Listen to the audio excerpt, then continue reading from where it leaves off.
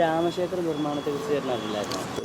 വെറും മോശമായ ഒരു ഇതല്ലേ അത്. പണ്ട് കാലങ്ങളിൽ മുസ്ലിം വിവാഹം ഉപയോഗിച്ചുകൊണ്ടിരുന്ന ഒരു സ്ഥാപനമാണ്.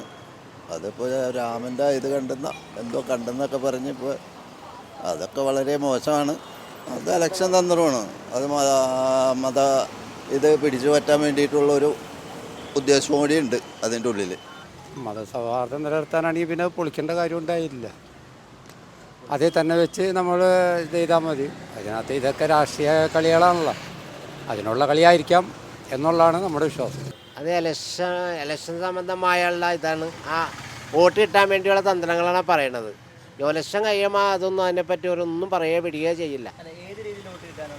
ഇത് BJPക്ക് വോട്ട് കിട്ടാൻ വേണ്ടിയുള്ള ഇതിൽ പറയണത് അല്ല, വേറെ ഒന്നുമില്ല. ഇപ്പോൾ ഒരു സ്ഥാപനം, ഒരു പള്ളിയായാലും അമ്പലമായാലും അത് പൊളിച്ച് വേറൊരു ക്ഷേത്രം പണി ശരിയല്ല എന്നുള്ള ഇതിലാണിത്. ഏത് മതസ്ഥരായാലും അത് പൊളിക്കാൻ പാടില്ല. അതാണ് നമ്മുടെ തത്വം. പിന്നെ ഇത് പേര് വോട്ടിന് വേണ്ടി ഓരോ പേരും പറഞ്ഞ് അത് അടിസ്ഥാനത്തിൽ വോട്ട് കിട്ടാൻ വേണ്ടി ഉള്ള തന്ത്രങ്ങളാണ് പറയണത്. രാമേശ്വരത്തിൻ്റെ പേര് ഇലക്ഷൻ വരുമ്പോൾ മാത്രമല്ലേ പൊങ്ങുള്ളൂ, അല്ലെങ്കിൽ പൊങ്ങാറില്ലല്ല. ഇത്രയുള്ളൂ. പൊളിറ്റിക്കൽ അജണ്ട മാത്രമല്ല, അവർ വർഷങ്ങളായിട്ട് അവരുടെ ആ ഒരു പൊളിറ്റിക്കൽ അജണ്ടയുടെ ഭാഗമാണ്. പക്ഷെ അത് ഈ ഒരു എന്താ പറയുക, ഈ ഒരു ഇലക്ഷന് വേണ്ടി മാത്രമുള്ളതല്ല. നേരത്തെ മുതലേ അവരത് മനസ്സിൽ കണ്ടിട്ടുണ്ട്.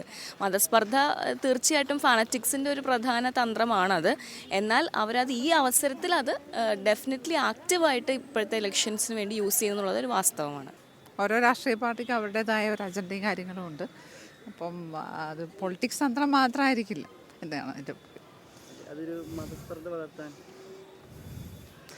ഇപ്പോൾ ബാർബറി മസ്ജിദ് പൊളിച്ചപ്പോൾ മതസ്പർദ്ധ വന്നെങ്കിൽ ഇത് വരുമ്പോൾ മതസ്പർദ്ധ വളർത്താനുള്ള തന്ത്രമായിരിക്കില്ല. പക്ഷേ അതിനുള്ളൊരു സാധ്യതയുണ്ട് അതിൻ്റെ അകത്ത് എപ്പോഴും. കാരണം ഇന്ത്യ പോലെ ഇത്രയും മതങ്ങളുള്ള ഒരു രാജ്യമായതുകൊണ്ട് അതിനുള്ളൊരു സാധ്യത അവിടെ ഉണ്ട്.